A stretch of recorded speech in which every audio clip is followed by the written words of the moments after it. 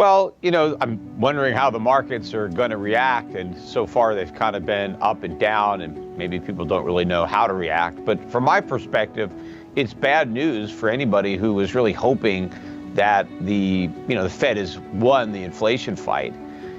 Powell has been talking about disinflation, and from that perspective, we have had numbers that have improved sequentially and on a year-over-year basis, but that was bound to happen. When you had a rate as high as 9.1 or wherever we peaked out so far.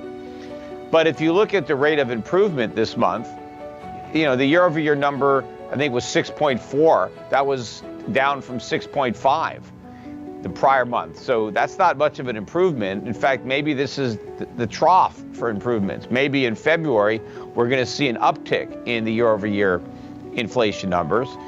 And the monthly number was still a pretty big number. I think it was up, 0.5 for January. That was a little bit higher than they thought. They upwardly revised the prior month, which was, I think, reported as down 0.1. Now it's up 0.1.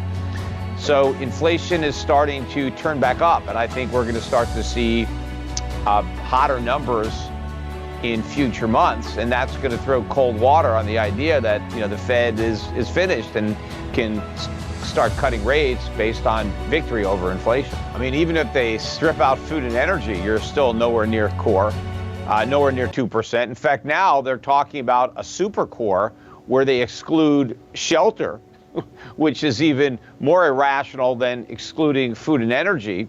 But even if you exclude shelter, the year-over-year increase is still 4%. So that's double the Fed's 2% target. So I don't think they're going to get anywhere close to 2% before they actually start stimulating again. I think we're going to be in a very severe recession, and we may even be in the midst of another financial crisis. And with that backdrop, the Fed is going to start creating inflation, not fighting it. Why do you think inflation is going to get worse? What makes you say that? Well, we've been creating inflation for over a decade. All the years of quantitative easing put a lot of inflation into the pipeline. And the Fed has barely withdrawn that liquidity. I think we're still seeing the impact of that, and especially the inflation that it unleashed during the COVID pandemic. So I still think we have a ways to go to catch up. Meanwhile, government policy is still inflationary. We have very expansionary fiscal policy. The government is running enormous budget deficits. That's highly inflationary. And even though the Fed has raised rates, you still have negative real rates, and we're not encouraging people to save. People are still borrowing as much as they can. The savings rate is near the lows. The credit card debt is near record highs. So the Fed's rate hikes have not really altered the spending and savings decisions, which I think are key to bringing the inflation rate down. So as long as people keep on spending, I don't see any way we're going to get down to 2%. Well, the real inflation is the expansion of the money supply. That's what inflation is. A consequence of that is that prices go up. Now, does the CPI fully capture the extent to which aggregate prices are going up?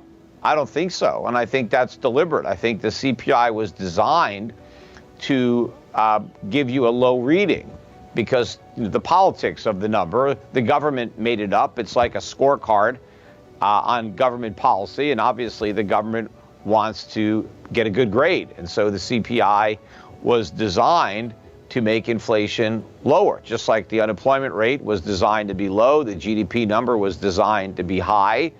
That's just how they created the methodology. But I think if you kind of double the official number, that's probably close to accurate. It's obviously not precise, but I think you're a lot closer if you double whatever the CPI is. So if the CPI is 2, it's probably 4. If the CPI is 6, which is what it is now, it's probably 12. Well, they implemented a lot of changes over the years, particularly, I think, in the early 1990s. And they actually did that because they didn't want to cut Social Security. But as you know, Social Security benefits are tied to the CPI through these COLA adjustments. And the idea was that if we can just make the CPI lower, then we won't have to raise Social Security payments as much. And so that's a way to cut Social Security, is to pretend that we have lower inflation than we actually do. Now, they didn't come out and say that. They said that they thought the CPI was overstating inflation. And so they fixed it so it wouldn't overstate inflation. But now it understates it. I don't think it ever overstated it. I think that was just a pretense so that they could, rig it so that it would have a lower number, which is what they wanted. That was the goal of redoing the CPI. But, if you took the CPI that we used in the 1970s, because people have done these numbers, just take the 1970 CPI and input the data that the government is using to calculate the current CPI.